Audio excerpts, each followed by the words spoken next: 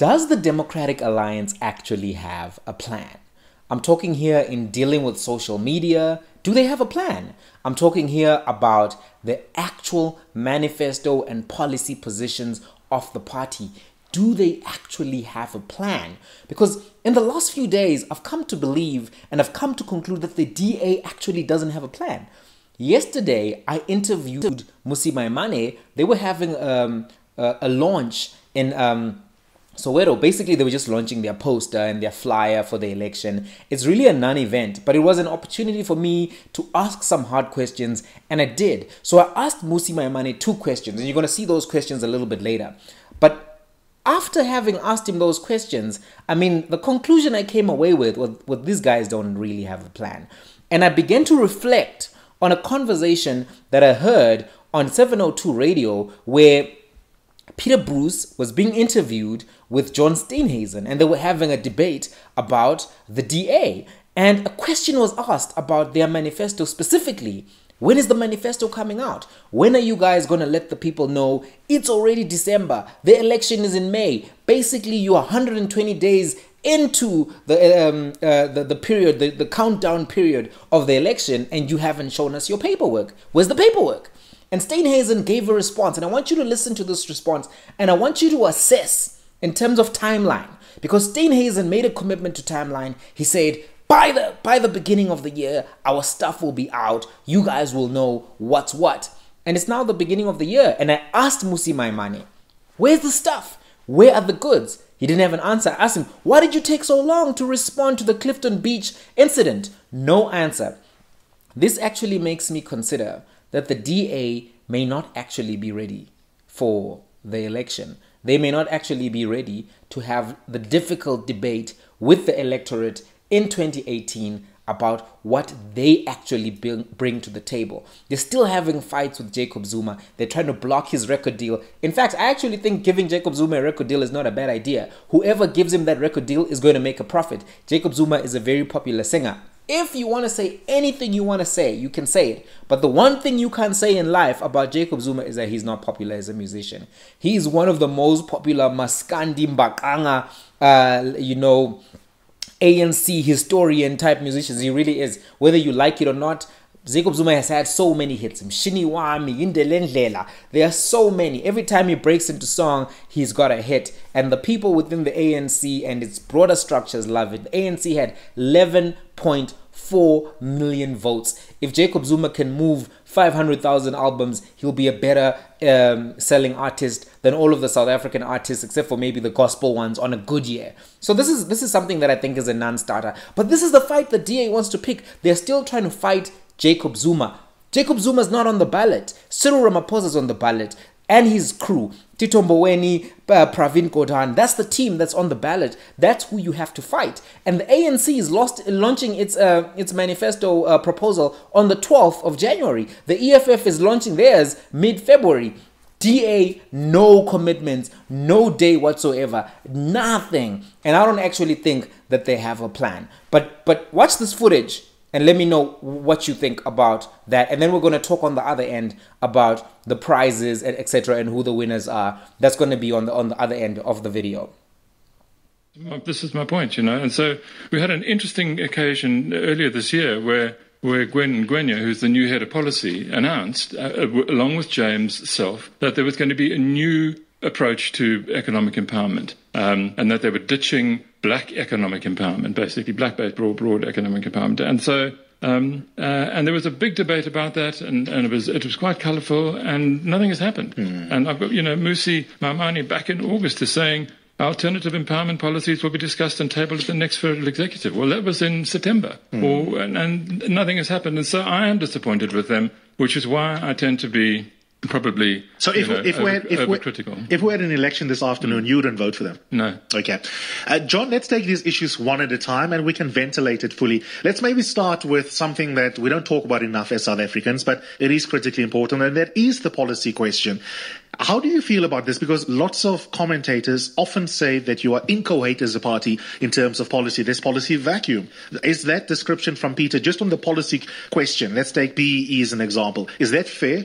Well, I don't think it's a fair comment at all. I mean, it's something we're busy grappling with as well. I mean, Peter's very right that we have announced that we will be releasing a new policy suite and a new approach to a variety of things. That is still a work in progress. It was tabled at the Federal Executive in September, as Peter has said, and there was a robust discussion around it, and it was sent back to do a little bit more work. That work continues. And I've no doubt that once the new year starts, we will be unleashing a whole new policy suite, which we'll be putting before the electorate so they're able to make an informed choice before the election.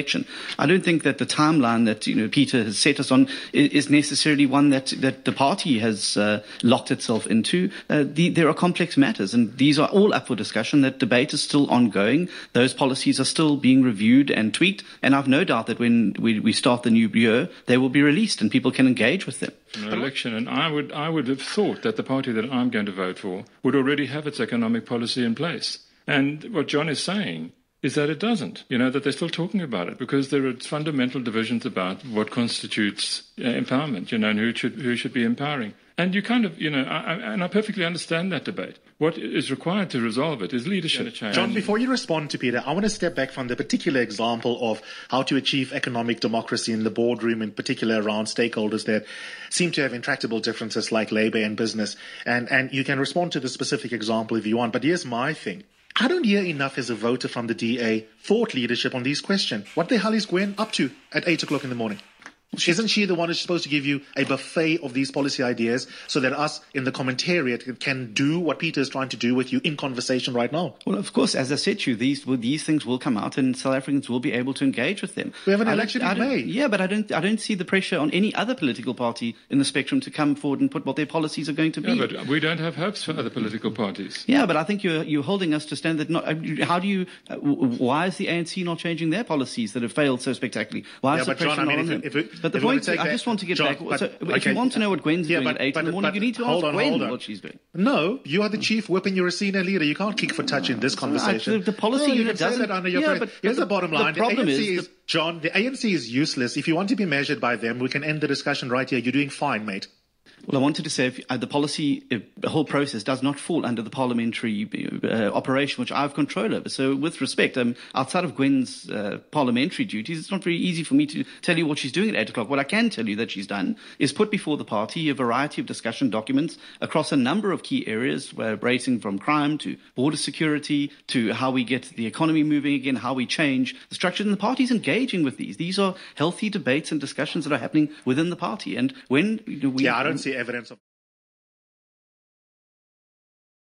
all the people. Any other question from the media? Yeah, Mr. Maimane, when are you actually going to launch your manifesto? Because all of the other parties have released their dates and you guys are running behind on that schedule. What's the timeline for that? No, we have a manifesto launch in it's a 60, I've got to get the exact date, it's in the middle of February.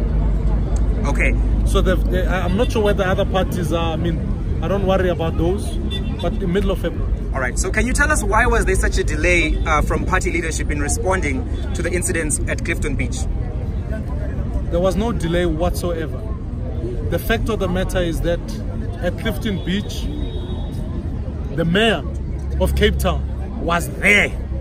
It's an issue of government. There is a question about a security company that acted wrongfully. All beaches in this country are accessible to all citizens, and therefore the actions of that security company were wrong and should be dealt with. And it was swift and it was immediate because the government of the city of Cape Town was there dealing with the matter. There are reports that you guys are pressing charges on the protesters, but not necessarily on PPA. Don't you think that leads to an asymmetry? PPA has already been dealt with. Remember, these private security companies are accountable elsewhere. Where are the charges against protesters? I can't respond to rumors, not true. We've gone out now to say without question, we will deal with the security company PPA. The fact of the matter is that all beaches in South Africa are all accessible. We are committed to building one South Africa for all. And ultimately, the mayor of Cape Town was on site to deal with the matter. Thanks. Mr. Maimane. So, I mean, you've seen the stuff. You heard Mmusi Maimane.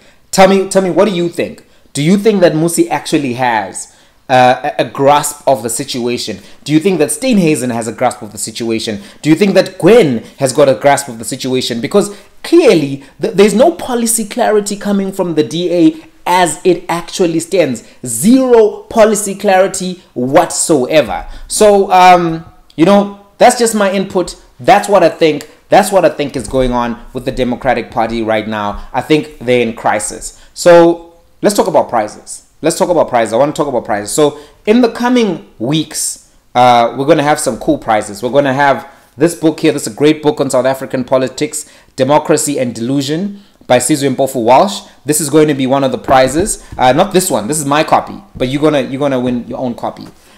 This one is the one we've already given away. There's a winner for this, and that winner will actually be announced in the comment section. The winner will be announced in the comment section of the first video. So you can go to that video, look out for that, and see who won the book. We'll be delivering it to you, and maybe we can even do an interview if you want. This guy, a very popular thinker globally, his name is Jordan Peterson. The book is called 12 Rules for Life. That's going to be available as a prize. So look out for that particular one. Now, I'm a bookie. I don't know if it's coming across. I love reading. I love books. Here's the other prize here. The autobiography of Malcolm X as told to Alex Haley. This is the one. This is the only autobiography of Malcolm X that matters. Any other autobiography is rubbish. This is the one from his lips to this paper. It's rated in the top 100 literature works of all time by the people who know these kind of things. This is actually the prize for this particular video. So this is what we're going to do.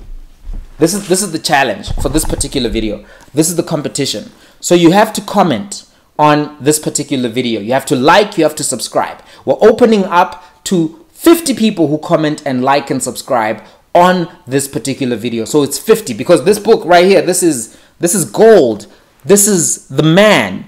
This is Brother Malcolm. This book changed my life. I don't want to lie to you. So this is the prize. First 50 people, you're eligible if you comment, if you like.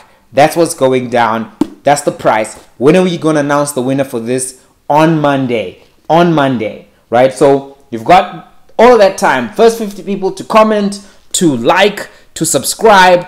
Then we going to give out this book on Monday. Delivery free in and around SADC, right? So this is what's going to happen. This is the next prize. Don't get it twisted. Don't get lost. Here it is. The autobiography of Malcolm X as told to Alex Haley.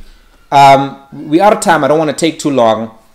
I just want to thank everybody for joining me on this journey. It's a very new journey. It's a different terrain for me. I've never been, you know, a person who creates content for YouTube. YouTube is a very, you know, established terrain, and I'm very new. 2019, you know, is not the earliest you could have gotten into YouTube, to be very honest. But thank you for joining me. The first video is on 200 views now. We're over 50 subscribers, which is well ahead of the targets. Let's try to hit 100. That's really what I'm trying to get to, you know, in the next few days. I'm going to try to do my best to give you quality content. I don't know if you saw those questions with Mmusi Maimane. I really try to do my best to be aggressive and bring the people the quality information that I sometimes think that mainstream isn't aggressive enough in seeking out. Well, thanks for watching. Remember, comment, subscribe, like, and if you love the video, feel free to share it. Twitter, Facebook, you name it. Please feel free to share it. Till the next time, catch you later. This has been We Vote.